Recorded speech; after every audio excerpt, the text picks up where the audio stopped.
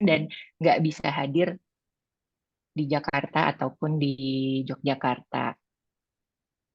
Nah, ini pada Raihan lagi di Lombok nih. Oke, yang lain dari mana sini? Kalau boleh tahu di chat atau jawab langsung boleh. Dari kota mana? Domisili di mana? Lisa di Jakarta, Leni di Jakarta, Irna di Bali. Saya juga di Bali. Rizky Utami di Bogor. Karima di kereta tadi. Oh, ada Bian di Jogja. Putra di Cibubur. Hai Mas Putra. Mas Putra itu masih direct message. Coba dibuka. Bibi di Hong Kong. Wah, kita ini mancanegara. Oke, Jakarta, Bogor, Jogja, Bali, Cibubur. Oke. Oke, malam ini sebentar. Saya masih sambil admit-admit yang masuk. Oke, terima kasih ya teman-teman udah datang. Udah jam 8:01. Kita mulai aja. Saya Vita, salah satu founder Mindful Egg yang ada 14 bude-bude. Nah, di sini di sesi malam ini yang kita beri nama Berlatih Sadar Bersama Mindful Egg yang diniatkan untuk hadir setiap bulan. Itu kita mau bahas apapun yang berhubungan dengan hidup berkesadaran. Namanya juga berlatih sadar bersama Mindful Egg ya. Jadi eh, mungkin banyak topik-topik yang akan kita bahas.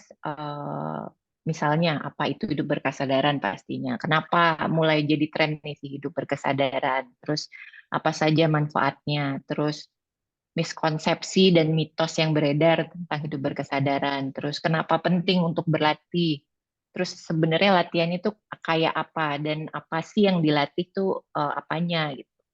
Terus cara latihannya kayak apa. Terus aplikasinya di keseharian kita tuh kayak apa. Terus kaitannya dengan berbagai aspek kehidupan kita seperti kesehatan fisik, kesehatan mental, relationship dengan pasangan, dengan keluarga, finansial dan pekerjaan itu hubungannya apa sih gitu hidup berkesadaran ini karena ada hubungannya. Nah, itu semua topik-topik itu sering kita bawakan di kegiatan-kegiatan kita di komunitas Mindful Egg, teman Mindful Egg di Jakarta dan Jogja dan di sharing-sharing yang lain. Dan setiap kita selesai acara, kebanyakan feedbacknya adalah seru dan beda gitu. Mungkin jadi seru dan beda karena selalu kita usahakan untuk menjadikannya relevan, selalu dikaitkan dengan hal-hal yang relevan di kehidupan kita. Jadi kayak kita masuknya lewat musik, lewat buku, lewat film, lewat kopi, lewat makanan, bahkan lewat arsitektur, lewat bersepeda, lewat tarian dan lain-lain gitu ya. Tapi emang itu tujuannya, jadi menjadikan hidup berkesadaran bagian dari hidup kita sehari-hari. Jadi bukan bukan lagi hal yang asing atau hal yang aneh. Apa sih ini hidup berkesadaran? Itu tujuan adanya komunitas teman Mindful Egg ini. Dan yang pasti di komunitas ini berlatih bersama itu akan jadi salah satu acara pentingnya ya. Kita akan selalu latihan karena melatih kesadaran itu sesuatu yang harus dilatih secara konsisten. Oke, nah kalau buat teman-teman yang sudah akrab dengan Mindful Egg pasti tahu ya, Mindful Egg selalu bilang bahwa kita semua bisa jadi arsitek kebahagiaan diri kita sendiri. Karena bahagia itu bukan tujuan tapi ada di sini dan saat ini. Nah, meskipun mungkin beberapa sudah pernah lihat video ini, tapi aku mau share lagi ya. Kita malam ini kita coba, kalaupun udah ngelihat keberapa kali, nggak pertama kali, kita coba renungkan lebih dalam, kita coba resapi lebih dalam ya. Aku share dulu.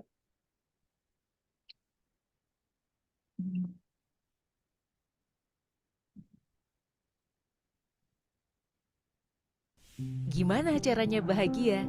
Punya karier tinggi, banyak uang, punya rumah dan mobil mewah. Kalau sudah hidup mapan, kita baru bisa hidup bahagia. Keliling Pulau Bali, naik Gunung Rinjani, makan pasta di Itali. Jalan-jalan keliling dunia adalah sumber bahagia. Jadi relawan bencana, mengumpulkan donasi, menolong banyak orang pasti menemukan kebahagiaan sejati. Punya bisnis, berkarya sesuai passion, menikah dan membangun keluarga. Bahagia adalah soal aktualisasi diri. Bagaimana kalau semua itu belum pasti terjadi? Apa kita tidak bisa bahagia? Mari kita berhenti, sadari, resapi. Bahagia bukan di luar sana. Bahagia ada di dalam diri. Bahagia tidak perlu menunggu nanti. Bahagia mulai dari diri. Oke. Mudah-mudahan ada insight baru setelah nonton yang kesekian kali ya. Nah, teman-teman yang mau menyalakan kamera silakan, tapi enggak juga nggak apa-apa karena sudah malam, mungkin sudah pakai daster ya, nggak apa-apa. Yang pasti kita akan latihan bareng nanti. Nah, dari video tadi gimana caranya bahagia, itu sebuah renungan ke dalam. Sesi malam ini juga kita akan berjalan ke dalam. Setiap sesinya Mindful Egg pasti berjalan ke dalam. Nah, untuk malam ini kita mau ngobrolin isu-isu global yang belakangan ini, isu-isu di dunia yang belakangan ini tuh lagi marak, lagi banyak banget dan panas gitu ya. Nggak cuma soal perang, tapi juga soal isu lingkungan, isu ekonomi yang mungkin mulai mempengaruhi kita dengan begitu banyaknya informasi yang seliweran di luar sana, di media sosial dan bahkan di berita. Nah, efeknya apa ke kita? Mungkin ada yang capek, ada yang udah overwhelmed gitu ya, ada yang takut, ada yang malah jadi apatis, bodo amat gitu, ada yang atau malah marah atau malah muncul benci gitu. Nah, malam ini kita mau lihat apakah kita lihat ke dalam, apakah isu-isu tersebut sudah mengubah kemanusiaan kita gitu. Apakah kita masih manusia yang sama, yang esensinya adalah cinta kasih dan welas asih, atau jangan-jangan karena isu-isu yang terjadi di luar sana ini, karena rasa takut, kita berubah jadi monster, jadi bukan manusia gitu. Itu yang kita mau cek ya. Nah, apapun yang kita pikirkan, kita rasakan, kita katakan, kita lakukan di keseharian kita, itu pasti akan beda dampaknya jika dasarnya cinta kasih dan welas asih, atau jika dasarnya kebencian dan kemarahan. Nah, untuk malam ini, yuk kita sebentar apa ya, hening sejenak, nggak sih, sebentar aja mengintensikan, menyatukan intensi, open our heart, open our mind, supaya kita malam ini bisa belajar bersama, berlatih bersama, mendapatkan insight, dan supaya kita bisa menumbuhkan cinta kasih di dalam diri, yang nantinya akan kita bagikan ke orang-orang di sekitar. Kita pejamkan mata sebentar, kita satukan intensi sebentar saja. Semoga sesi malam ini mendatangkan manfaat buat diri kita sendiri dan buat orang-orang di sekitar kita dan lebih banyak orang lagi. Oke, terima kasih. Ini sesi malam ini ngalir aja ya, santai aja. Jadi anytime kalau ada yang mau tiba-tiba nanya, tiba-tiba mau share, boleh chat aja nggak apa-apa. Atau kalau memang dirasa tidak mengganggu Mas Putra lagi ngomong, angkat tangan gitu, bisa kita open mic. Nah, kita mau manggil Mas Putra. Kayaknya semua udah kenal sama Mas Putra Wiramuda, tapi nggak apa-apa, aku kenalin lagi ya. Mas Putra Wiramuda ini praktisi mindfulness. Beliau ini sudah berbagi tentang mindfulness di banyak acara, tentunya di korporasi, di organisasi, di komunitas dan lain-lain. Dan beliau ini, Mas Putra ini mulai mulai dekat dengan mindfulness karena dulu juga pernah mengalami mental health issues dan akhirnya menemukan bahwa mindfulness ini adalah cara yang paling tepat, paling cocok buat dia. Bukunya Mas Putra juga sudah dipublish. Mas Putra udah publish satu buku judulnya Di Sini dan Saat Ini, Di Sini dan Saat Ini. Dan ini salah satu buku contekan aku kalau ngomongin soal mindfulness. Boleh dicari di mindfulek.com ada. Itu simple banget karena sangat structured, sangat simple, jadi enak kita belajarnya dan anytime mau tanya orangnya gampang dicolek.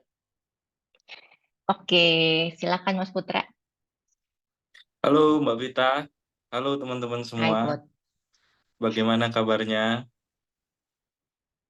Ini ada beberapa yang Bahagia. dulu sering ketemu di Jogja juga, cuman udah lama nggak ketemu, but it's okay, kita bisa tetap terkoneksi lewat berbagai sosial media, dan seneng banget malam ini bisa ketemu lagi, kita bisa nanti ngobrol-ngobrol juga latihan bareng macam-macam. Santai aja, ini sesi ringan sih sebenarnya. Sesi saya pengen belajar, saya pengen latihan dan butuh temen gitu. Nah, nanti kita sama-sama latihan aja.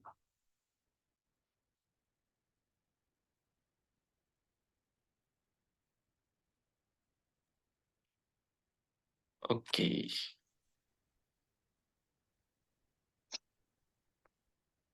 Oke Put. Kamu, kita ngapain dulu nih Put? Aku ada yang mau sharing. Bebas. Ini kita apa mau latihan hening dulu atau ada yang mau sharing juga boleh atau mungkin Mbak Vita bisa share dulu konteks besar dari latihan kita kira-kira mengarah kemana? Oke. Eh, ya seperti yang tadi aku udah share dikit ya, bahwa kita mau cek ke dalam tentang sisi kemanusiaan kita. Jangan sampai eh, isu-isu yang ada di luar diri kita membuat kita kehilangan kemanusiaan kita, kehilangan cita kasih dan welas asih kita. Nah, di sini nanti eh, mungkin Mas Putra akan pakai toolsnya compassion meditation ya. Nanti di ending juga aku akan spill sedikit isi kelasnya Mas Putra di mindfulek.com yang ngomongin compassion. Nah, eh,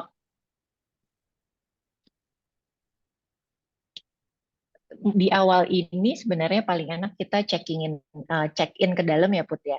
Check in ke dalam mungkin bisa dimulai dengan sesi hening sejenak sambil kamu pandu untuk check in dan kita mulai menumbuhkan self compassion lalu kita lanjut dengan sharing-sharing yang lain. Gimana? Ya, boleh. Nah, sebenarnya tadi itu aku jadi sedikit dapat insight ya. Waktu di awal Mbak Vita juga sempat ngasih konteks soal apa sih pentingnya sebenarnya berlatih kesadaran gitu. Nah, tadi siang itu ketika lagi ngobrol-ngobrol sama Nesya, kalau tahu Nesya istriku, itu aku jadi dapat insight yang menarik gitu. Kadang kan kalau ngobrol soal wah latihan meditasi atau mindfulness itu penting tuh untuk ngelatih kita supaya lebih sadar gitu kan. Nah, pertanyaannya loh, sadar yang seperti apa gitu kan? Bukannya ya saya sadar kan, kan saya nggak tidur gitu kan saya nggak ngelamun gitu kan, saya juga nggak pikirannya kemana-mana gitu. Terus sadar seperti apa yang dimaksud gitu. Nah, sebenarnya sadar yang dimaksud itu sadar yang seringkali kita tidak sadar gitu ya dalam kehidupan sehari-hari. Saya kasih contoh seperti ini.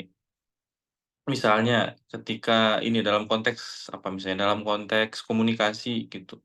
Ketika ada seseorang yang membahas satu hal yang men-trigger kita gitu ya, membuat kita jadi emosi gitu. Nah, terus tanpa disadari kita langsung marah gitu ya, tanpa disadari kita langsung terpantik emosinya gitu. Dan tanpa disadari juga, itu pola-pola berulang yang selalu muncul di diri kita. Tuh. Ketika ada seseorang yang membahas soal apa, misalnya soal keuangan, kita terus jadi sensitif gitu. Either kita jadi emosional atau kita menjauh. Atau misalnya membahas soal pasangan gitu. Atau misalnya membahas soal anything gitu ya, kelemahan kita dan segala macam. Nah, berlatih sadar itu berlatih kita juga sadar akan pola-pola itu gitu. Selama kita masih ada di pola ketika ada stimulus kita bereaksi dengan cepat, ya sebenarnya kan kita belum sadar sepenuhnya gitu kan. Kita masih reaktif gitu, kita masih terjebak dalam kondisi-kondisi itu. Nah, berlatih mindfulness itu, berlatih meditasi itu, semakin rutin kita berlatih kan kita jadi semakin terbiasa gitu kan mengamati pikiran yang hadir. Terus kemudian pelan-pelan jadi mulai sadar polanya. Oke, pikiran ini hadir karena apa, sebabnya apa, akibatnya apa gitu ya. Dan akhirnya itu yang sebenarnya membuat kita juga jadi semakin sadar gitu. Nah, sadar itu nggak melulu kita terbangun dari tidur sebenarnya, tapi kita bisa keluar atau lepas dari pola-pola itu. Termasuk misalnya ketika melihat media sosial, terus kemudian kita terpantik gitu ya, kita terpicu, terus kemudian kita melakukan tindakan-tindakan atau aksi-aksi yang mungkin sebenarnya yang nggak wise juga gitu. Nah, itu juga kan berarti sebenarnya kita tidak sadar gitu. Nah, di momen ini sebenarnya konteks ini nih yang perlu untuk kita pelajari bersama. Tadi juga udah di-spill kalau pada dasarnya ketika kita melakukan sesuatu, basic motivation-nya itu apakah dari welas asih gitu ya, compassion, keinginan untuk membantu, keinginan untuk mengurangi penderitaan gitu, atau basic drive-nya, dorongan utamanya atas dasar apa? Kebenciankah atau ketakutan gitu. Karena tanpa disadari mungkin ketika kita melakukan sesuatu, yang kita lakukan itu justru menambahkan penderitaan buat orang lain atau makhluk lain gitu ya, atau lingkungan kita dan segala macam. Nah, belajar sadar kan sebenarnya belajar mengetahui pola itu. Ketika kita melakukan sesuatu, motivasi saya apa nih? Untuk menambahkan kesulitan, kesusahan, atau penderitaan gitu, atau untuk mengurangi penderitaan. Nah, lebih luas lagi kan sebenarnya mengurangi penderitaan itu ya tidak terbatas apapun. Ke semua manusia, ke semua suku, agama, dan ras, dan ke seluruh makhluk hidup. Gitu sebenarnya. Nah, itu yang eh, penting gitu ya untuk kita perhatikan sebagai landasan, terutama ketika kita nanti berlatih. Mungkin itu. Nah, sebelum itu kita bisa mulai latihan dulu. Latihan yang pertama, latihan hening sejenak. Kita berlatih untuk menumbuhkan dulu rasa cinta kasih yang ada di dalam diri kita, gitu. Kenapa penting untuk berlatih menumbuhkan cinta kasih? Karena seringkali gitu ya, atau mungkin tanpa disadari dalam kehidupan, kita sering mengalami pengalaman yang buruk gitu. Atau selama ini mungkin pola berulang yang kita ciptakan adalah pola berulang untuk eh, menumbuh kembangkan ego kita gitu ya, kepentingan personal kita, kedirian kita, sehingga akhirnya tanpa disadari juga membuat orang-orang lain gitu ya, makhluk lain itu jadi menderita. Nah, itu kan yang sebenarnya membuat kita jadi terpisah tuh dari esensi kita yang utama, yang sebenarnya penuh welas asih gitu, penuh keinginan untuk membantu gitu.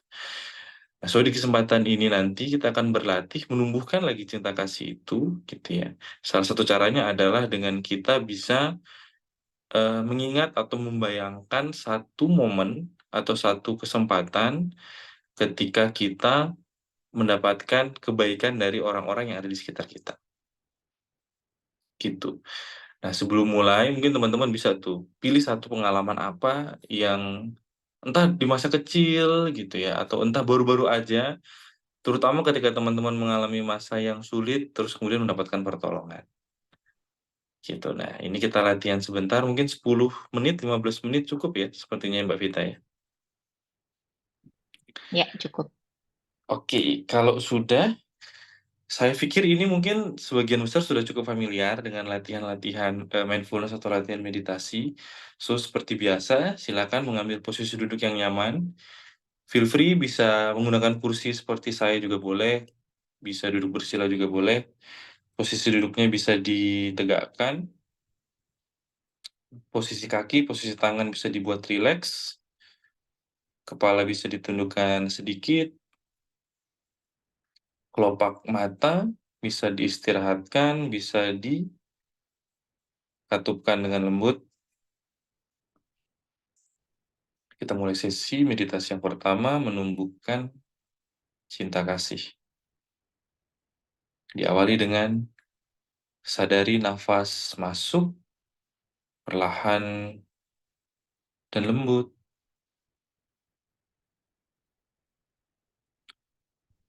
Hembuskan dengan lembut dan perlahan.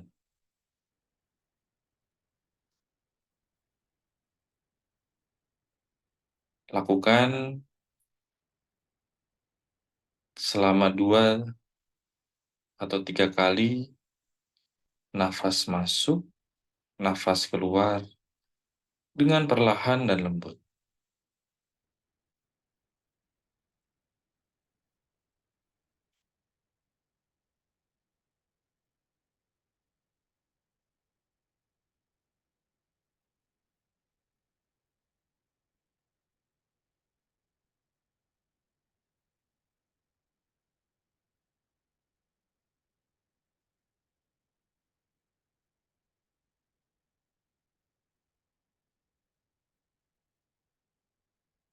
Sadari nafas masuk,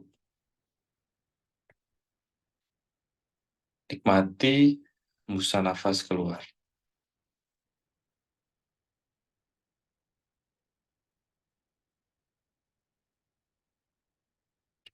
Bila ada bagian tubuh yang dirasa belum nyaman, silakan untuk dinyamankan.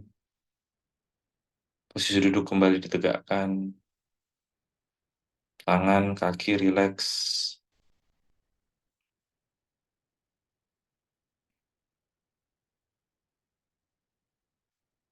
Selanjutnya, perlahan,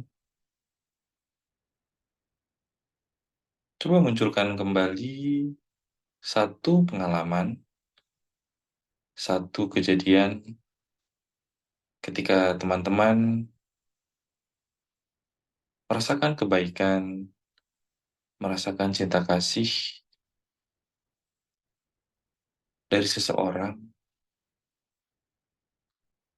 mungkin orang terdekat, mungkin orang tua, ayah atau ibu, pasangan, anak-anak, sahabat, atau rekan kerja.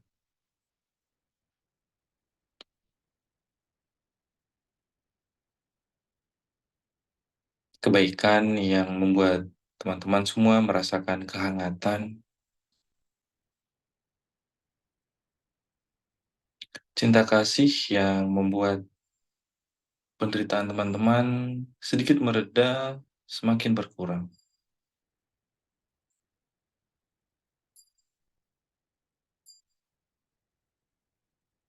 Kebaikan itu bisa dalam bentuk apapun, bisa dalam bentuk bantuan yang nyata, atau mungkin pelukan yang hangat, atau mungkin sekedar hadir, mendengarkan dengan tulus tanpa penghakiman.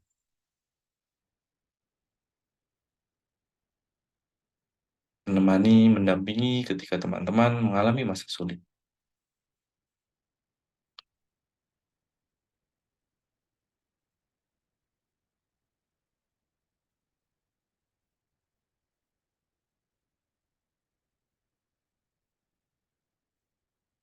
Sadari nafas masuk, nikmati hembusan nafas keluar.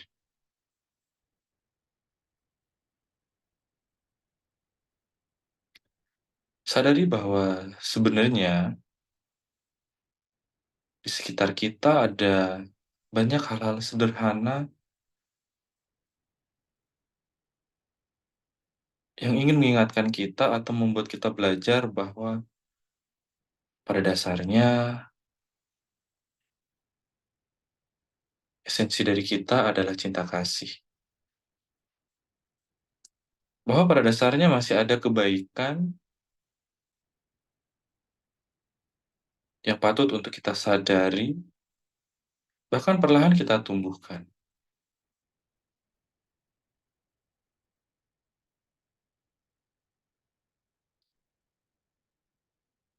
Sadari nafas masuk,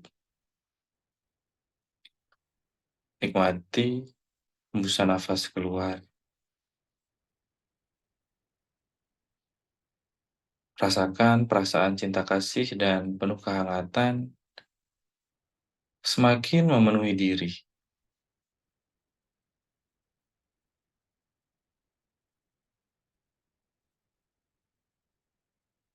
Katakan dengan lembut dalam hati, merasa tenang, merasa nyaman, merasa aman.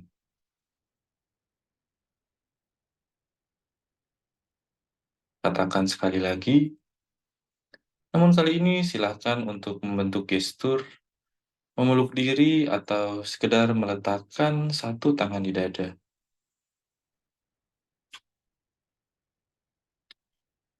Dengan lembut katakan, merasa tenang, merasa nyaman, merasa aman.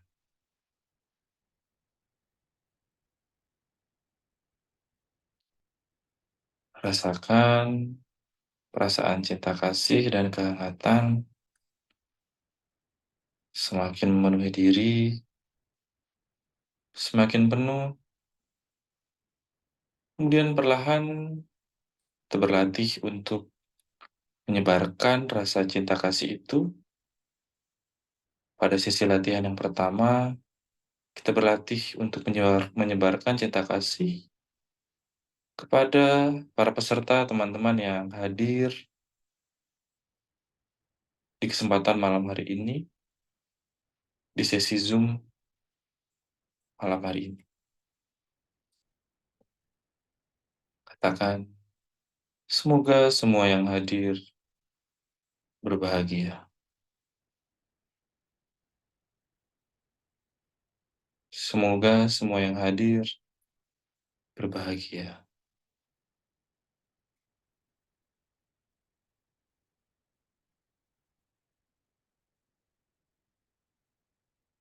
Kita memasuki bagian akhir dari latihan yang pertama. Dengan lembut, perlahan, silakan bisa menggerakkan jari kaki, gerakan jari tangan, dan bila sudah siap, silakan dengan penuh kesadaran dapat membuka mata. Meditasi cinta kasih telah selesai.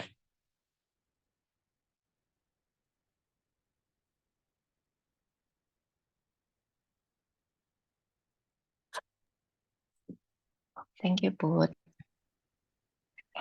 Ada yang mau share nggak? Tadi latihan sebentar, apa yang dirasakan? Ada yang baru pertama, di chat juga boleh, share di chat juga boleh. Ada yang belum, ada yang baru pertama kali latihan seperti tadi kah? Latihan hening, latihan meditasi seperti tadi?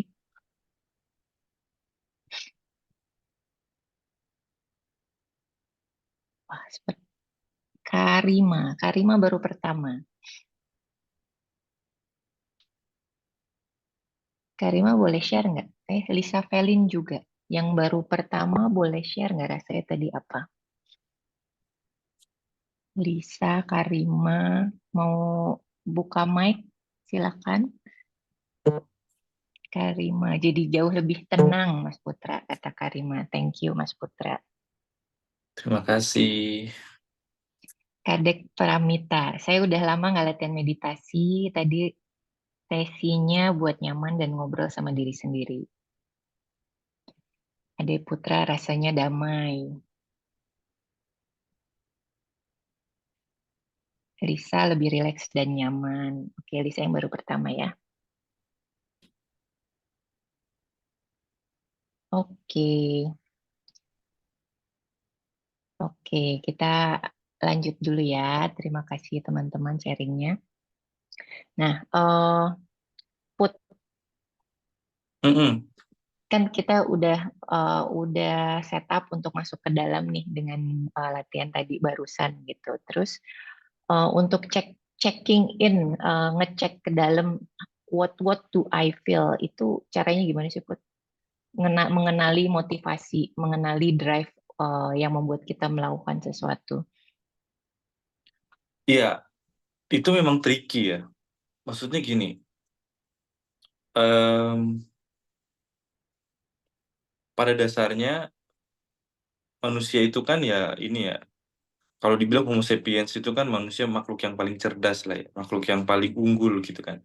Apalagi dengan segala apa istilahnya, ya, segala kesombongan kita gitu ya, keakuan kita itu kita merasa kita jadi manusia yang makhluk paling unggul, paling cerdas gitu. Nah, cuman yang menjadi menarik dengan segala keunggulan dan kecerdasan kita gitu. Pertanyaan utamanya gini, ketika kita sedang emosional gitu, atau ketika kita ke-trigger untuk melakukan sesuatu, bisa nggak kita mengakses kemampuan kita sebagai manusia yang dikatakan paling unggul, paling cerdas, paling bijak, paling apapun itulah gitu. Saya yakin sebagian besar dari kita mengalami kesulitan gitu. Dengan alasan ya sedang emosional, nggak bisa mikir jernih gitu.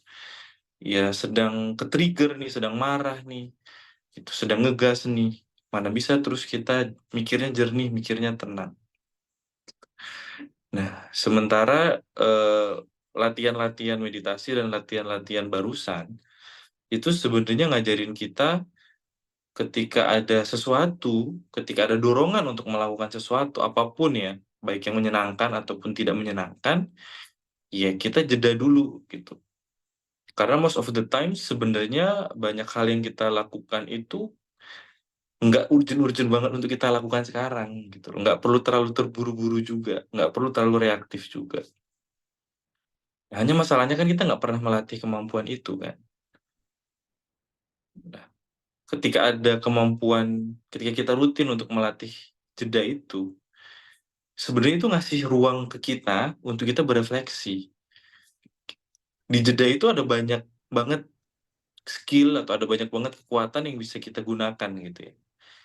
Saya sih bilang itu kalau kayak pembangkit listrik itu potensi tersembunyi gitu istilahnya mungkin ya, yang belum kita optimalkan. Di jeda itu kita bisa refleksi dulu. Misalnya ke-trigger marah, ingin melakukan sesuatu ke seseorang gitu. Masa jeda dulu, kalau jeda dulu orangnya selak kabur dong, keburu kabur dong gitu. Atau wah masa dimaafin terus gitu ya, kalau dimaafin terus ya kita makan hati gitu. Padahal sebenarnya kalau kita jeda, kita bisa mengambil sikap-sikap yang bijak gitu kan. Karena seringkali kalau kita balas gitu ya, atau kita lawan balik dengan berlebihan, ya kita sendiri dapat dampak buruknya.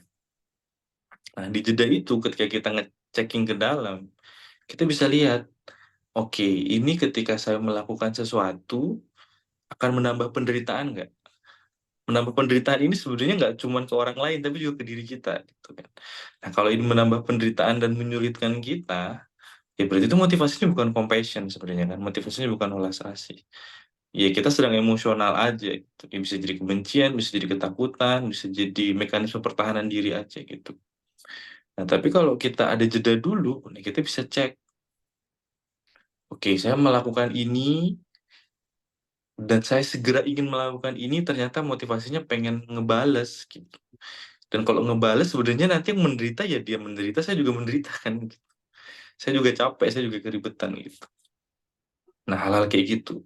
Atau misalnya, oke, ini saya butuh merespon. Ya nggak apa-apa, bukan berarti terus nggak boleh merespon dan pasif. Tapi kan sebenarnya pilihan untuk merespon itu ada begitu banyak gitu kan.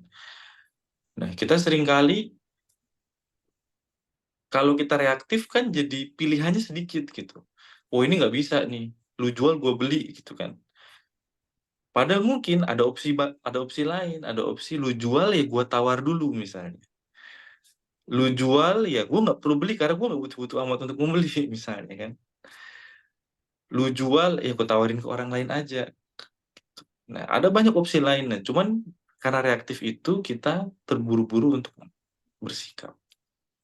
Nah, berlatih meditasi, berlatih mindfulness itu memampukan kita untuk sadar dulu dengan emosi kita apa, drive kita apa, dorongan kita apa, sehingga kita bisa lebih bijak sebenarnya dalam bersikap.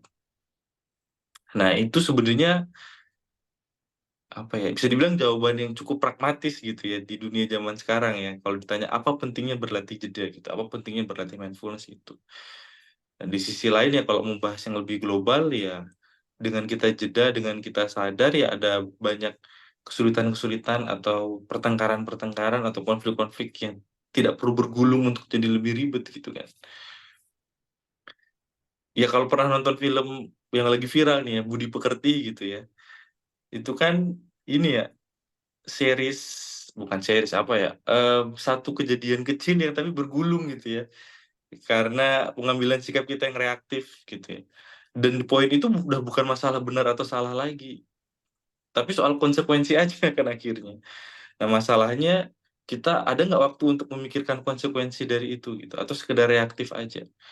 Apakah terus, ini spoiler ya jadinya, si Ibu Praninya jahat, nggak jahat juga gitu kan. Cuman karena kondisi serba salah dan segala macam ya, mengambil reaksi, akhirnya juga ada reaksi baru dan segala macam dan segala macam.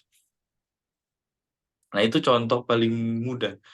Menariknya, kalau nonton di, ini spoiler lagi ya, maaf ya, di akhirnya gitu kan, keputusan berat itu diambil ketika si Bu Pradi mengambil sikap jeda kan, nyemplung di kolam terus pasang earbud itu, sadar nafas dan segala macam, baru oke. Ternyata memang dia harus itu tadi kan, mengambil keputusan buruk kan. Keputusannya apa nanti ditonton aja gitu. Ya bukan keputusan buruk lah, keputusan yang menurut dia siap dengan konsekuensinya. Nah kurang lebih gitu sih Mbak. Ya, ya. Nah, kalau reaktif itu sendiri sebenarnya cuma kebiasaan, kita being reaktif itu sesuatu yang kita bisa rubah, kita bisa ubah, atau emang kayak I'm born with it gitu. Emang dari lahir gue begini nih, emang gue gini nih orangnya gitu, atau kebiasaan aja sih. Nah pertama bahas dulu ya, the nature kenapa kita reaktif gitu ya.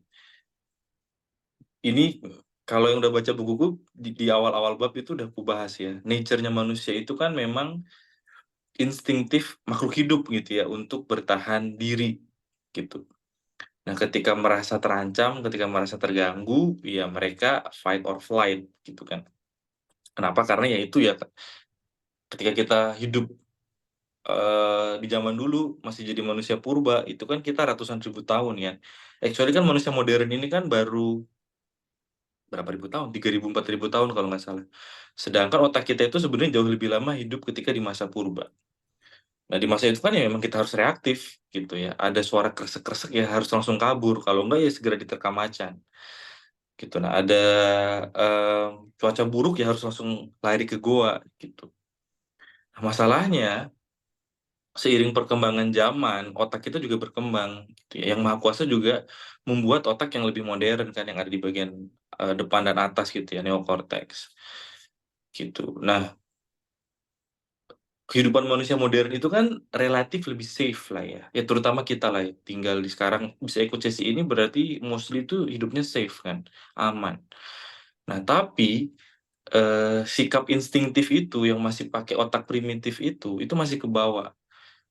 Nah, ketika ada yang nyenggol kita, kita jadi ke-trigger gitu ya. Padahal kan nyenggol dan menyinggung kita itu kan nggak bikin kita mati kan, kita nggak butuh segera bereaksi sebenarnya. Nah, tapi sikap itu terus terbawa dan instingtif. Nah, semakin diperparah dengan perilaku kita sehari-hari gitu. Kita nggak melatih untuk jeda dulu, kita melatihnya untuk reaktif gitu. Diperparah lagi misalnya sosial media sekarang gitu ya, yang attention span kita jadi pendek. Scrolling, scrolling, ya bosan langsung scrolling gitu misalnya. Short video menarik kita untuk menonton dan segala macam, itu kan kita tidak dilatih untuk jeda juga kan. Nah, itu. Nah, kalau ditanya apakah bisa dilatih, ya, sangat banyak bukti penelitian yang menjelaskan kalau mindfulness itu membuat fokus kita jadi lebih baik, attention span kita juga jadi lebih gede, rentang perhatian kita juga jadi lebih gede. Terus kemudian untuk yang punya issues, terutama penderita kecemasan, depresi, atau yang punya mental issues yang ada kaitannya dengan sikap-sikap impulsif gitu ya. Sikap impulsif itu sikap ya ketika ada stimulus langsung ke-trigger. Nah, ternyata dengan berlatih mindfulness, jadi tidak terlalu reaktif, jadi tidak terlalu impulsif gitu. Nah, untuk orang yang punya isu dan kondisi aja itu bisa pulih pelan-pelan gitu ya. Walaupun balik lagi ini bukan magic pills ya. Bayangkan kalau kita melatih ini ketika kondisi kita sedang sehat. Nah, dampaknya akan lebih powerful lagi kan sebenarnya gitu. Nah, dan saya yakin mostly teman-teman yang hadir di sini dan pernah berlatih meditasi pasti pernah lah merasakan dampaknya gitu ya. Kayak tadi ada yang bilang udah lama nggak latihan, nah pasti udah bisa mulai membandingkan tuh. Dulu waktu latihan hidup saya lebih apa, sekarang jarang kok jadi begini ya gitu. Itu kan sebenarnya contoh-contoh yang sederhana gitu yang bisa kita bandingkan. Saya pun juga misalnya lagi sibuk dan meditasinya jadi pendek-pendek gitu ya, jadi nggak bener-bener mindful juga kerasa banget efeknya. Gitu lah. Pun teman-teman yang hadir kalau memang punya pengalaman-pengalaman yang serupa nggak apa-apa share aja di kolom chat nanti bisa kita bahas bareng-bareng. Kurang lebih gitu sih Mbak. Oke, iya teman-teman, kalau kebetulan lagi ada yang punya sesuatu yang pengen di-share yang berhubungan dengan topik yang bahkan sedikit nggak berhubungan juga nggak apa-apa, mumpung ada Mas Putra, kita bisa bahas jadinya. Silakan di chat atau mau angkat tangan juga boleh raise hand. Aku mau nerusin tadi nih Put ya, ada yang masih menjawab yang tadi setelah latihan. Makasih Mas Putra, nyaman dan bikin lebih sayang sama diri sendiri. Hatinya terasa hangat, udah lama nggak dipadu sama Mas Putra, adem kita Raihan. Pada saat Kulkas Fitri, kali pada ha. saat Mbak, pada saat membayangkan orang-orang yang memberikan kasih, kali ini agak aneh. Malah yang muncul orang-orang yang sempat membuat saya kesal. Ternyata mereka tidak selalu membuat kesal. Ada kebaikan yang pernah mereka lakukan atau berikan kepada saya. Oke, Fitri. Tadi refleks wajah membentuk senyuman, kata Baby. Oh iya, contoh konkret tuh budi pekerti. Oh, udah lewat. Spoiler kebanyakan. Oke, mau ada yang mau nanya?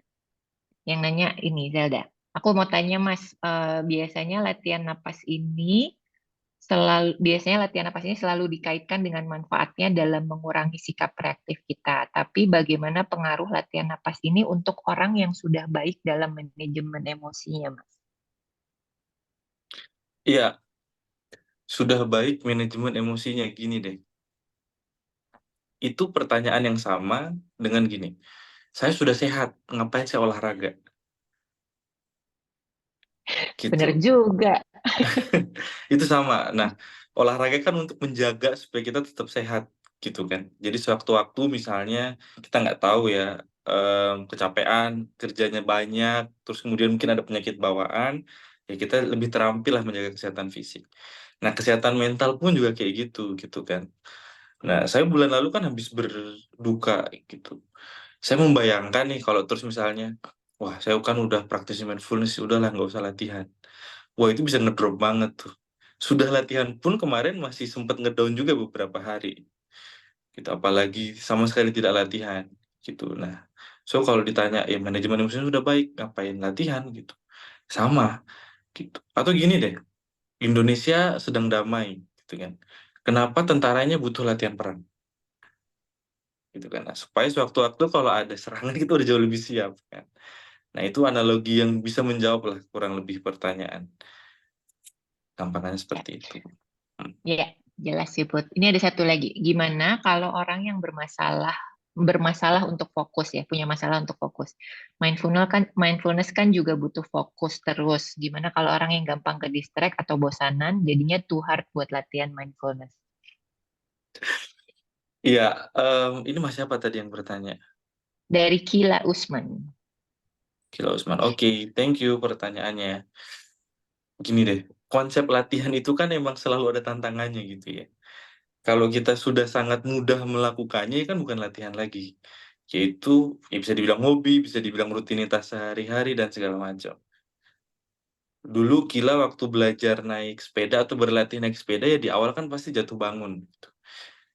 Lebih mudah, lebih baik lagi waktu berlatih jalan kaki, berjalan gitu ya, ya pasti kan pelan-pelan banget kan bahkan tengkurap dulu, merangkak dulu, belajar berdiri jatuh gitu kan. Apakah terus orang tua Kila waktu itu, ah Kila susah kamu berjalan, kayaknya nggak bisa, udahlah nggak usah latihan jalan gitu kan, enggak kan, tetap dicoba latihan pelan-pelan gitu. Nah, so sama sebenarnya dengan latihan mindfulness juga gitu. Saya tidak menyarankan gitu ya. Oke, supaya untuk melatih fokus kamu langsung latihan meditasi sejam ya gitu misalnya. Kan nggak perlu se ekstrim itu, pelan-pelan aja. Oke, coba sekarang latihan fokus menyadari nafas 3 menit aja pakai timer gitu. di tengah-tengah agak ke-distract, ya nggak apa-apa, ya namanya latihan, gitu ya. Bayi baru lahir, balik lagi ya, nggak akan bisa langsung ke ATM kan, butuh untuk latihan berjalan dulu, gitu misalnya. Nah pun sama, latihan mindful gitu juga. Coba 3 menit dulu pakai timer. Oh bisa nih full 3 menit. Ditambah waktunya 5 menit. Oke, oh bisa ditambah 10 menit. Nah, di 10 menit itu pikirannya kemana-mana, nggak bisa fokus. Nggak apa-apa, wajar. Disadari aja. Waktu kita sadar kita nggak fokus, kita sudah mindful kan. Gitu. Nah, mindful itu kan bukan, oh mindful itu berarti harus fokus. Mindful itu berarti harus tenang. Mindful itu berarti harus bahagia. Kan enggak. Waktu saya cemas, saya sadari. Saya sadar waktu saya sedang cemas, ya saya mindful. Saya sadar waktu saya sedang tidak fokus, ya saya mindful. Gitu. Justru dengan memahami itu, kita jadi kenal sama diri kita kan. Oh iya ya, ternyata saya mudah ke distract nih. Oh iya ya, ternyata saya ke distract-nya akan hal ini. Jadi lebih kenal lagi sama diri kita. Nah, itu pun juga sudah merupakan progres dari latihan. Kurang lebih gitu jawabannya, Kil. Oke, semoga menjawab ya Kila ya. Nah, Put, kan tadi ngom kita bilang compassion, kita hari ini mau latihan compassion nih. Tadi udah latihan, nanti mungkin akan latihan lagi compassion. Sebenarnya compassion ini manfaatnya buat si reaktivitas itu ada manfaat langsungnya nggak sih, Put? Yang tadi kita bahas juga tuh si reaktivitas. Mm-mm. Nah, sebenarnya kita nggak akan bisa jadi gini, kalau bahasanya Mbak Bibi sering bilang true nature gitu ya. True nature itu hakikat diri kita atau esensi diri kita yang sejati. Nah, kalau dari pendekatan mindfulness sebenarnya kan hakikat atau esensi diri kita itu ya sadar dan bercinta kasih gitu ya, atau sadar dan berulas asih, atau berulas asih gitu. Nah, ketika kita reaktif ya otomatis kita nggak bisa mengakses true nature kita yang berulas asih itu gitu. Nah, jeda itu mengizinkan supaya true nature kita yang welas asih itu bisa muncul gitu. Bisa terlatih untuk lebih sering hadir. Sebenarnya gitu. Nah, makanya bisa dibilang keduanya itu bisa jadi saling antidot gitu ya. Kalau kamu ingin menjadi seseorang yang tidak berwelas asih ya rutin-rutinlah reaktif gitu ya. Nah, semakin kamu reaktif, semakin tidak berwelas asih, ya rasakan juga konsekuensi-konsekuensi lainnya gitu ya. Hidup jadi eh, penuh nafsu misalnya, kemelekatan dengan ego dan lain sebagainya dan lain sebagainya. Begitupun sebaliknya, ketika kita mulai berlatih untuk tidak reaktif, sebenarnya true nature kita yang cinta kasih itu muncul. Nah, ketika cinta kasih muncul, ya sebenarnya ketika kita melakukan aktivitas apapun gitu ya, itu jadi jelas drive-nya itu. Misalnya bekerja gitu ya, ya saya bekerja karena drive saya adalah cinta kasih. Cinta kasih minimal misalnya saya bisa memenuhi kebutuhan saya dan orang-orang yang saya sayangi gitu. Nah, di level tertentu semakin terlatih, ya udah mulai tuh misalnya, oke, di pekerjaan saya gitu ya, harapannya yang apa yang saya lakukan itu bisa berdampak buat orang-orang sekitar atau lebih banyak orang lagi misalnya. Nah, itu ulas asih kita dilatih lagi gitu kan. Bahkan udah sampai ke tahap profesi kita gitu. Nah, sama, kreativitasan itu membuat kita jadi tertutup tuh ulas asihnya. Nah, cuman jangan salah, nggak nggak selalu reaktif itu salah gitu ya. Kenapa? Karena memang itu hadir untuk membuat kita bertahan hidup. Nah, ini sering saya bilang, kalau misalnya kita naik mobil terus hampir nabrak orang, ya kita butuh reaktif kan, butuh segera ngerem gitu loh. Butuh refleks gitu. Nah, cuman masalahnya, ya kita kan sering menggunakan kemampuan itu di hal-hal lain yang sebenarnya nggak berbahaya gitu loh, nggak mengancam nyawa gitu. Nah, itu yang membuat kita menderita. Ngelihat postingan di sosial media yang membebani kita, nah itu kan sebenarnya nggak mengancam nyawa. Itu free will kita sendiri kan yang untuk menonton gitu. Nah, terus kemudian kita reaktif jadi terpantik emosi, jari jemarinya juga jadi ikut berkata-kata yang seperti apa. Nah, itu kan sebenarnya nggak sehat gitu kan. Nah, di poin-poin itulah sebenarnya kita butuh tuh untuk melatih jeda supaya true nature kita bisa keluar, ulas asih kita bisa keluar gitu. Nah, pada tahapan yang lebih tinggi ya pada akhirnya eh, pelan-pelan sebenarnya kalau sering lihat, saya kan sering share juga ya istilah self compassion gitu ya, mengasihi diri. Nah, goals ke depannya sih sebenarnya ketika kita sudah mencukupkan diri, kita mampu bersikap yang melampaui diri gitu ya, transendensi diri. Nah, itu goals sih sebenarnya yang baik. Nah, di poin itu ya kita sudah merasa cukup aja. Ya, kita doing something, kita beraktivitas, kita bekerja dan segala macam ya untuk melampaui diri kita. Untuk kebutuhan bagi orang sekitar, bagi keluarga, bagi semesta misalnya, bagi lingkungan, tadi sempat disinggung juga ya, dan sebagainya dan sebagainya. Kurang lebih begitu, Mbak. Oke, thank you Put. Ada pertanyaan lagi dari Ade Putra. Kak, bagaimana jika mindfulness untuk seseorang yang memiliki gangguan kecemasan, trust issue kepada orang, apakah harus bertahap dan rutin agar mencapai manfaat latihan? Tadi kayak Putra udah sempat jawab ya, iya harus rutin pastinya tiap hari, sebisa mungkin tiap hari, dan bisa dari sedikit-sedikit dari 3 menit gitu ya Put, ada Ya. tambahan untuk menjawab? Nah, kalau memang dirasa punya gangguan-gangguan tertentu, saya belum tahu ya, ini sudah didiagnosis secara klinis atau hanya self-diagnose gitu ya. Nah, saran saya sih segera ke profesional aja gitu. Dan cerita aja ke profesional kalau ya kondisinya seperti apa dan juga pelan-pelan saya sambil berlatih mindfulness gitu.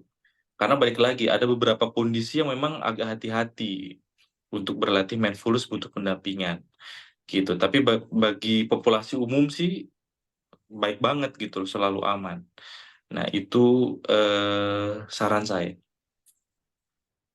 Oke, Ade Putra, nanti tunggu di website Mindful Egg ya. Kita akan keluar dengan guide latihan yang pendek-pendek. Jadi bisa mulai untuk pemula bisa mulai dari situ. Ditungguin aja. Oke, semoga menjawab. Terus ada satu lagi Tria Adelia. Aku izin bertanya Mas, tadi disampaikan kalau mindful cukup berpengaruh terhadap beberapa isu. Salah satunya adalah kecemasan. Yang mau saya tanyakan adalah, apakah mindful, terutama yang berkaitan dengan self-compassion, dapat memberikan dampak positif bagi mereka yang mengalami salah satu subtipe kecemasan, yaitu kecemasan sosial? Apabila iya, prosesnya bagaimana ya Mas? Terima kasih sebelumnya.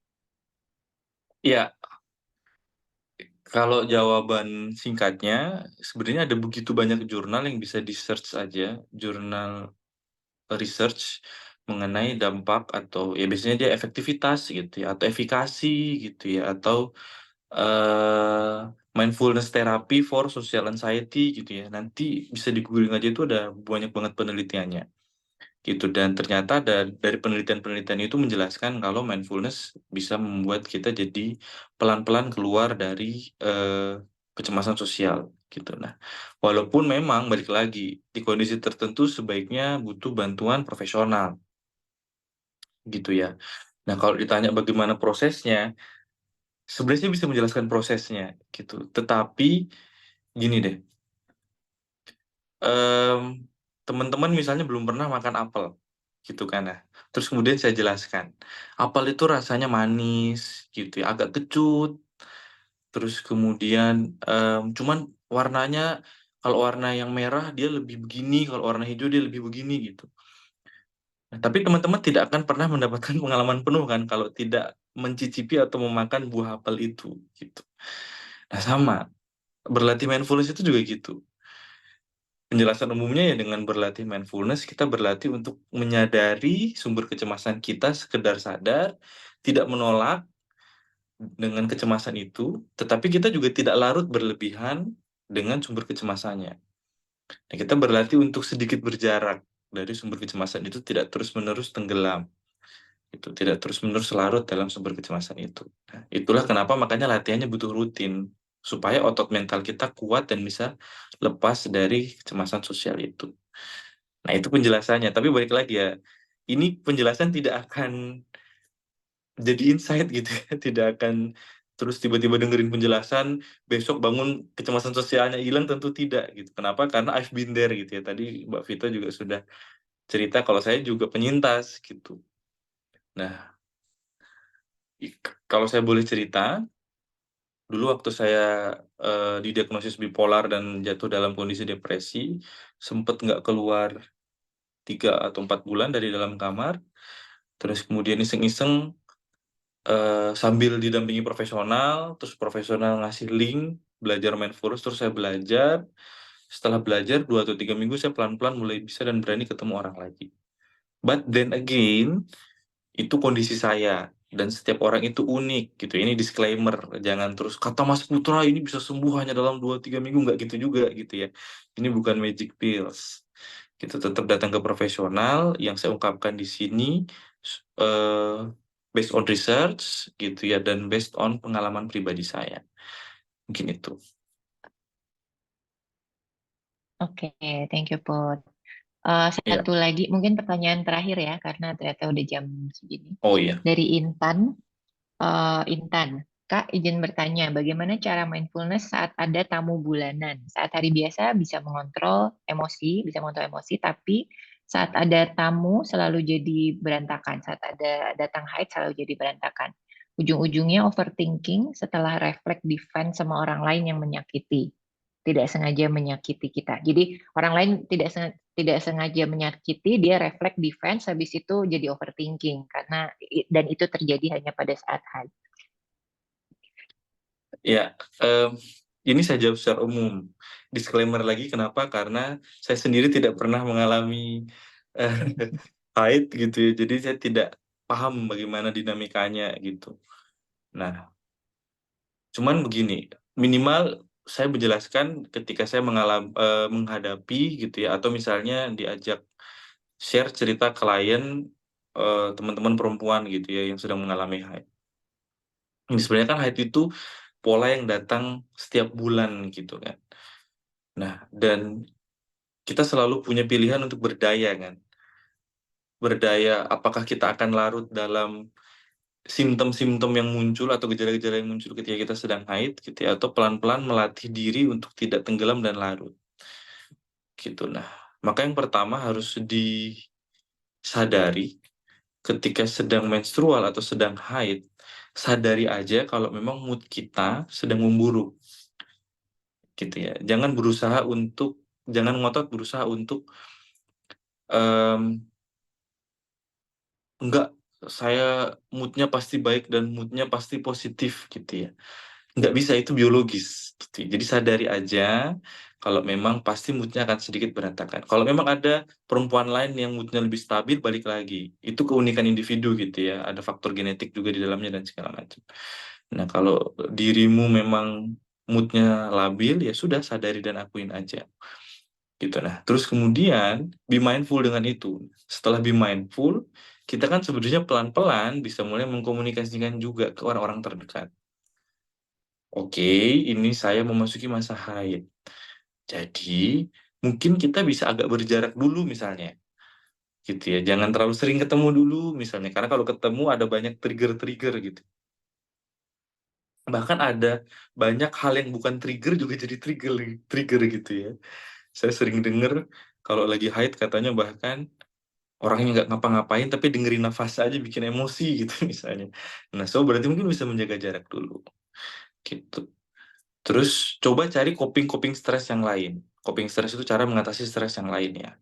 Let's say misalnya berenang gitu ya. Katanya waktu lagi haid ada yang bilang berenang itu bagus malah. Gitu, atau jogging gitu ya, atau activity bergerak olahraga lain.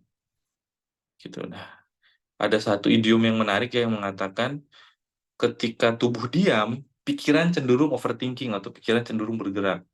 Tetapi ketika tubuh bergerak, pikiran cenderung lebih kalem, lebih rileks. Nah, maka coba banyak bergerak, banyak beraktivitas gitu. Gitu. Atau coping stress lain misalnya apa? Journaling gitu ya, menulis. Tuliskan, tumpahkan gitu ya, emosinya apa, overthinkingnya apa gitu ya. Sebenarnya waktu kita marah-marah sama orang lain itu kan sebenarnya luapan emosi yang nggak keluar kan. Nah, menulis itu cara kita untuk menyalurkan luapan itu. Macam-macam ya, mendengarkan musik gitu misalnya, atau apapun ya. Setiap kita pasti punya coping stress dan punya hobi yang bisa kita lakukan di masa-masa itu. Dan kurang lebih begitu sih. Oke, thank you, Put. Nah, soal mendengarkan musik, kebetulan komunitas online kita bulan depan mau arahnya ke situ tuh. Kita mau bahas manfaat mendengarkan musik untuk well-being kita, untuk kesehatan fisik dan mental kita. Nanti ada Mbak Maya Hasan di situ yang akan membahas dan kita akan bahas lirik lagunya BTS. Terus karena kayaknya sebenarnya masih banyak pertanyaan mungkin ya gitu, tapi karena kita hari ini plannya cuma 1 jam dan ini belum latihan, kita mau latihan lagi habis ini. Mungkin teman-teman bisa masuk yang belum masuk ke grup WA teman Mindful Egg bisa masuk ke grup WA teman Mindful Egg supaya kita bisa diskusi di sana ya. Jadi nanti kalau ada pertanyaan kita bisa diskusi dan mungkin bisa lebih saling sharing. Jadi banyak pengalaman dari teman-teman yang lain juga mungkin bisa membantu temannya gitu. Oke Put, kita latihan lagi kali Put ya. Dengan tadi udah kita membahas dan menjawab beberapa pertanyaan dari teman-teman. Mungkin dari situ jadi udah lebih bisa meresapi dari latihan yang pertama tadi. Di sini kita mau latihan lagi. Kamu perlu musik atau enggak? Boleh kalau ada musik instrumen Boleh. aja. Nanti volumenya nggak perlu terlalu gede ya Mbak. Ya, sebelum Oke. mulai ingin menjelaskan sedikit. Kalau tadi di latihan pertama kita sudah berlatih untuk menumbuhkan, belajar kembali esensi dari cinta kasih. Nah, di latihan yang kedua kita akan belajar untuk menyebarkan cinta kasih dan kebaikan itu ke orang-orang di sekitar, bahkan ke seluruh makhluk hidup. Gitu ya. Nah, nanti coba teman-teman belajar menyadari dan rasakan bahwa sebenarnya menariknya atau the beauty of compassion itu semakin kita kasih justru kita semakin dapetin lebih banyak gitu. Semakin kita kasih kebaikan justru malah kita jadi ngerasa happy, malah jadi merasa penuh. Nah, di poin itu jadi hal yang menarik, membuat kita jadi terbiasa bahwa oh iya, daripada saya menambah penderitaan orang lain, lebih baik saya mengurangi penderitaannya dengan memberikan kebaikan. Toh pada akhirnya saya juga jadi baik. Gitu. Nah, kalau sudah, silakan teman-teman bisa mencari posisi yang nyaman. Posisi duduknya bisa dirilekskan, punggungnya ditegakkan sedikit, tangan, kaki cukup diletakkan dengan rileks, kepala ditundukkan sedikit, kelopak mata bisa diistirahatkan.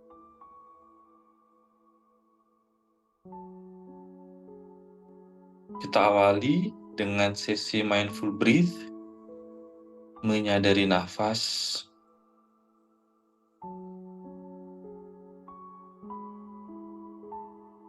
Sadari nafas masuk, tubuh semakin tenang.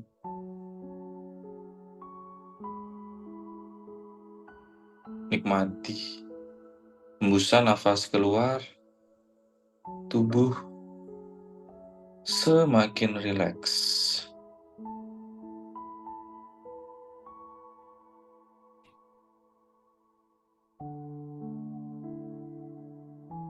Sadari nafas masuk,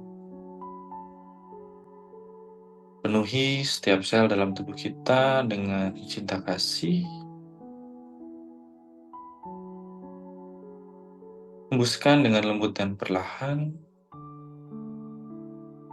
Rasakan tubuh semakin nyaman, semakin tenang.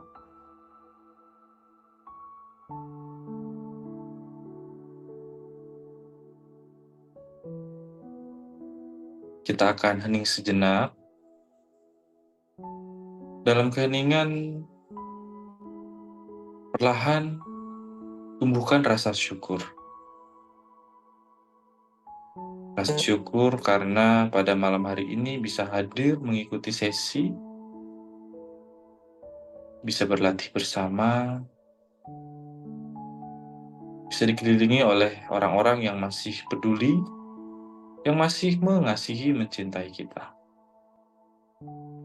Kita akan hening sejenak.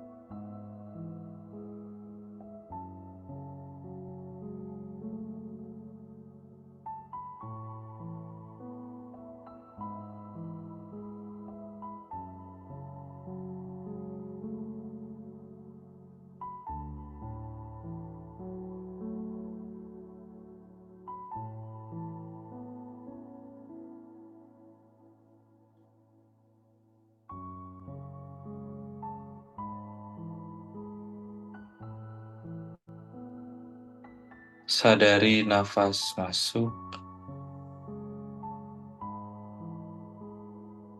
nikmati hembusan nafas keluar.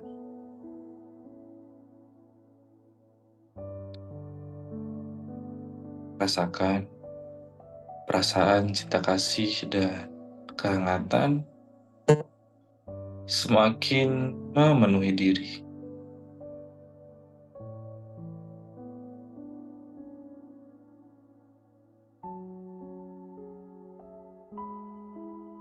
Perlahan-lahan dengan lembut, cinta kasih tersebut kita sebarkan.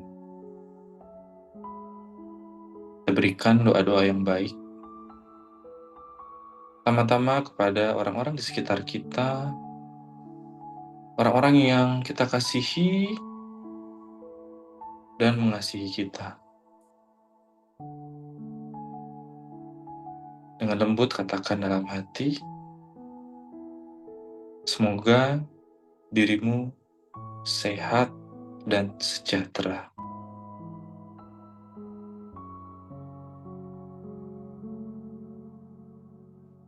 Semoga dirimu beroleh ketenangan dan kedamaian.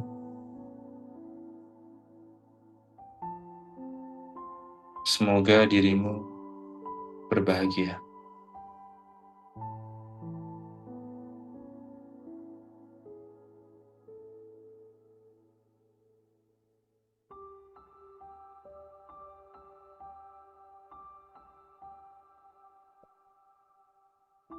Perlahan, kita perluas cinta kasih tersebut. Bila dirasa mampu, kita berikan cinta kasih tersebut. Mungkin kepada seseorang, atau ke beberapa orang yang selama ini mungkin melukai hati kita. Atau yang mungkin kita mengalami pengalaman tidak menyenangkan kepada orang tersebut. Kita berikan energi cinta kasih. Karena kita menyadari orang yang tersakiti mungkin tanpa disadari akan menyakiti orang lain. Maka dengan mengirimkan hal yang baik, rantai kebencian dan rantai kesakitan itu perlahan-lahan bisa menghilang. Dengan lembut katakan dalam hati, semoga dirimu beroleh ketenangan dan damaian.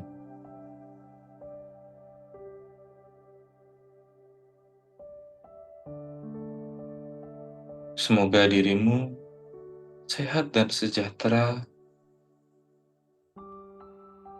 Semoga dirimu berbahagia.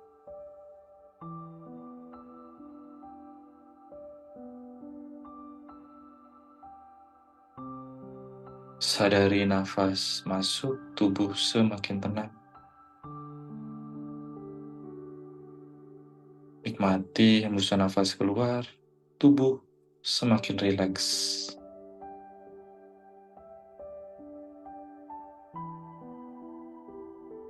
Selanjutnya kita perluas kembali energi cinta kasih tersebut kepada saudara-saudara kita di belahan dunia lain yang sedang mengalami konflik.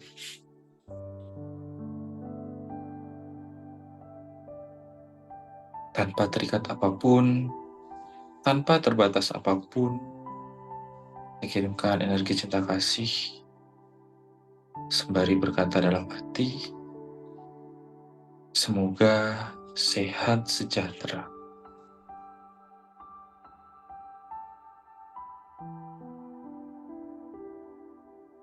Semoga beroleh ketenangan dan kedamaian.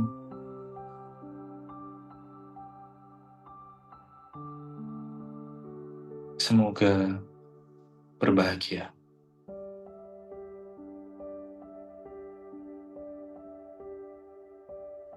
Semoga berbahagia.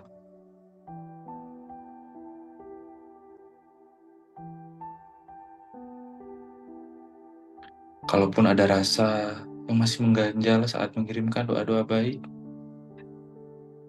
it's okay, nggak apa-apa. Cukup sadari saja, kita masih berlatih.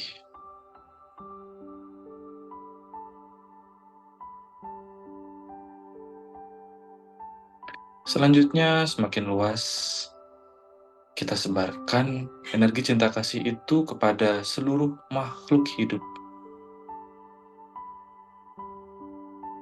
Dengan lembut katakan dalam hati, semoga semua makhluk hidup sehat dan sejahtera.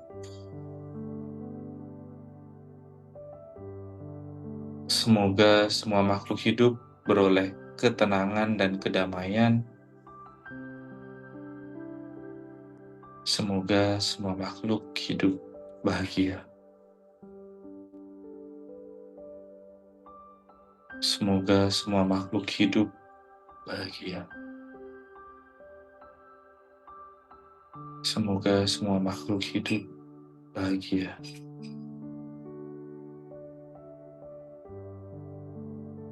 Kembali kita akan hening sejenak. Silakan masing-masing berproses. Bila ingin mengirimkan energi cinta kasih yang lebih lagi, dipersilahkan.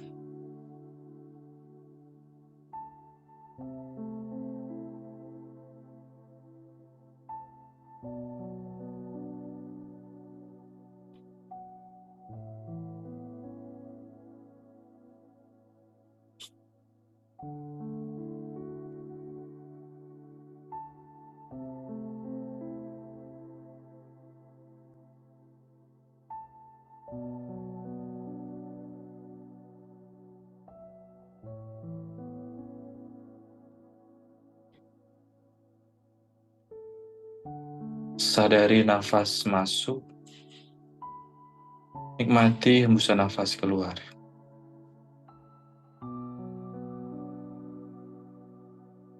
Rasakan, sadari bahwa semakin kita memberikan energi cinta kasih dan kebaikan,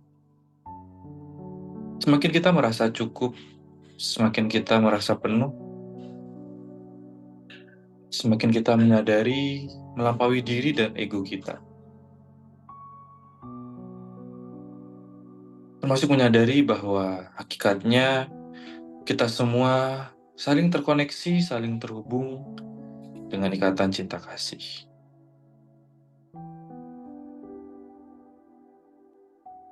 Sadari nafas masuk, tubuh semakin tenang.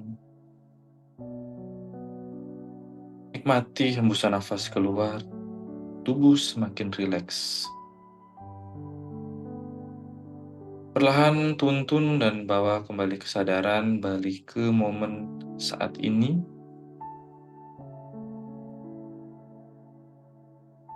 Kita akan mengakhiri sesi latihan pada malam hari ini. Perlahan gerakan jari kaki, gerakan jari tangan. Dan bila sudah siap dengan lembut dan penuh kesadaran, silahkan untuk membuka mata. Sesi meditasi cinta kasih telah selesai.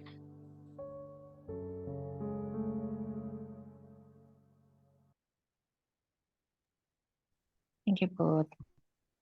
Sama-sama. Oke, nggak apa-apa ya meleset sedikit ya Put, sampai Nggak apa-apa, 9:30 ya. sampai 9:30 aman. Oke, oke, teman-teman, ini kita hari ini sudah masuk ke penghujung acara. Eh, kita aku cuma mau ngingetin aja sih, mau ngingetin lagi bahwa Mindful Egg ada di sini sebagai teman tumbuh teman-teman semua gitu. Kita berproses bareng-bareng, kita mengundang para praktisi untuk memberikan kita insight, untuk sharing their knowledge supaya kita mendapatkan insights. Nah, sebenarnya kita pengen tahu apa sih yang Mindful Egg bisa bantu buat teman-teman semua gitu. Apa sih kesulitan yang dirasakan selama ini sehari-hari gitu. Challenge apa yang dihadapi saat ini hari ini kita malam ini latihan misalnya, terus besok kita kembali ke kehidupan normal kita, ke keseharian kita. Apakah ada challenge yang susah ternyata untuk masukin mindfulness ini di keseharian. Itu kita pengen tahu sih, pengen dengar dari teman-teman challenge-challenge apa supaya siapa tahu kita bisa bantu gitu, kita cari solusinya sama-sama. Itu. Jadi jangan lupa masuk ke grup WA-nya teman Mindful ya, tadi linknya sudah di-share.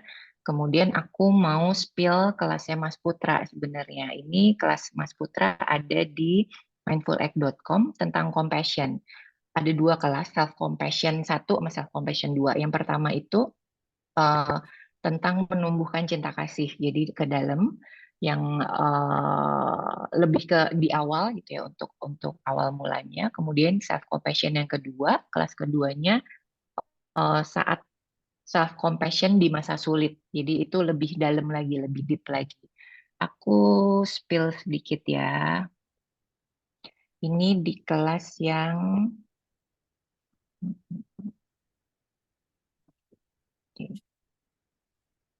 ini kelasnya yang self compassion pertama.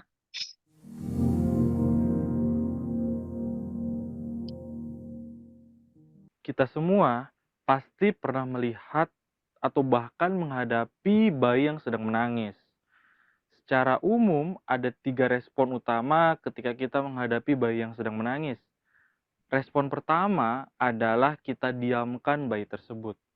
Kita biarkan bayi tersebut menangis, dan kita berharap mungkin pada satu titik dia akan kelelahan dan berhenti menangis.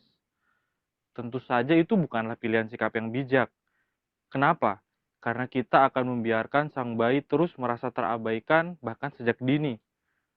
Kalau dia sudah tidak lelah lagi dan kebutuhannya belum terpenuhi, tentu saja dia akan kembali menangis, menuntut agar kebutuhannya dipenuhi. Pilihan sikap yang kedua, bisa jadi mungkin kita berperilaku agresif kepada bayi tersebut. Kita marahi, atau bahkan mungkin kita cubit, atau kita berkata-kata kasar kepada sang bayi. Pilihan sikap ini juga bukanlah pilihan sikap yang sehat. Karena sudah banyak penelitian yang menjelaskan perilaku agresif sejak dini akan sangat mempengaruhi perkembangan otak dan psikologi sang bayi. Pilihan sikap yang ketiga, saya yakin sebagian besar dari kita pasti akan setuju dengan pilihan sikap yang ketiga ini.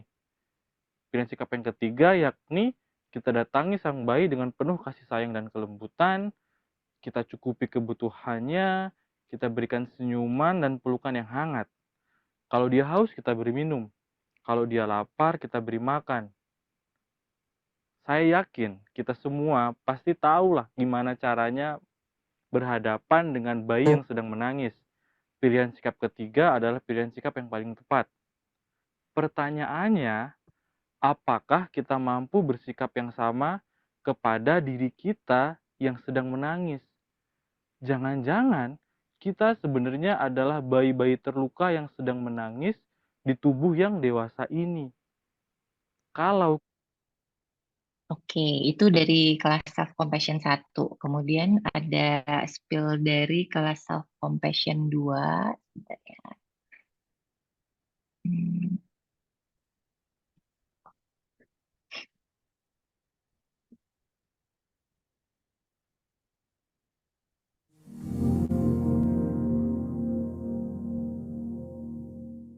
kita akan mengidentifikasi beberapa sikap untuk membedakan mengasihi diri versus mengasihani diri.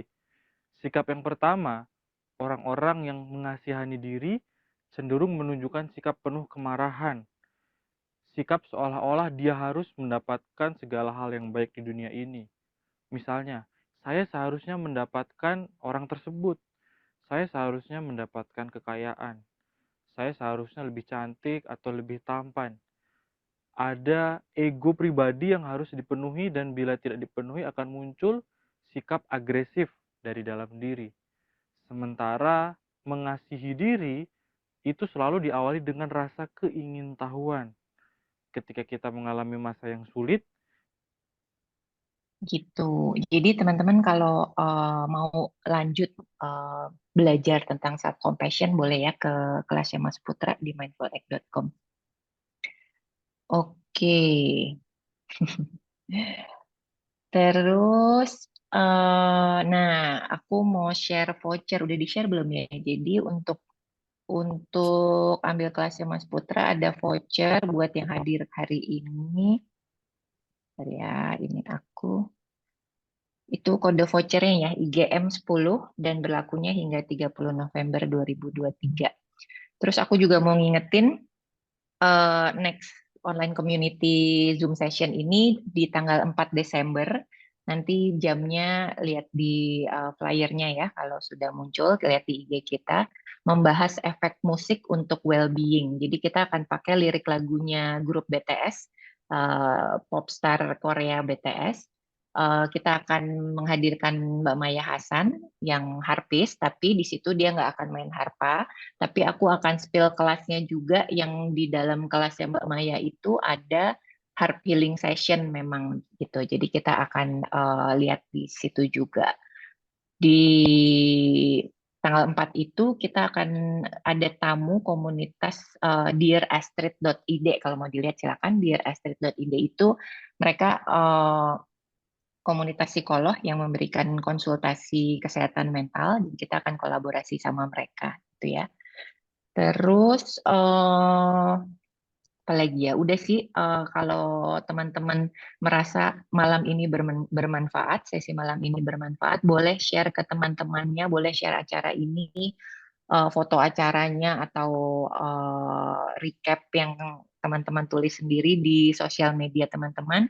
Jangan lupa mention Mindful Act dan ajak sebanyak mungkin teman-teman yang lain yang dirasa membutuhkan gitu ya. Mas Putra ada mau final message, pesan-pesan sebelum kita sudahi?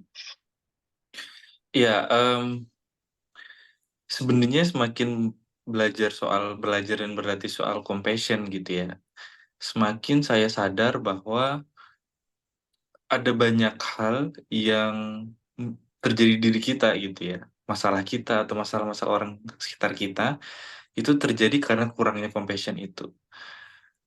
Nah, seringkali dengan kita berlatih untuk compassion, masalah di sekitar kita itu pelan-pelan akan terpulihkan dengan sendirinya.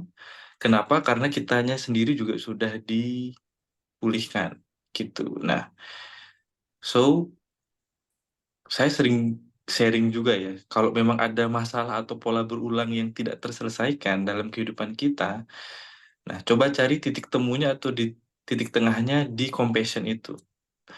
Either kita mengasihi diri kita atau kita mengasihi orang lain. Gitu. Nah, ada banyak kisah dari klien saya ketika dia berbuat baik ke orang yang selama ini melukai dan membenci dia, gitu. Semuanya terpulihkan gitu ya. Susah ya memang susah, tapi kan justru di situ latihan dan obatnya gitu ya. Obat itu kan nggak selalu enak dan nyaman ya. Obat itu seringkali pahit, tapi kita tahu itu berguna buat kita, itu baik buat kita. Itu aja sih.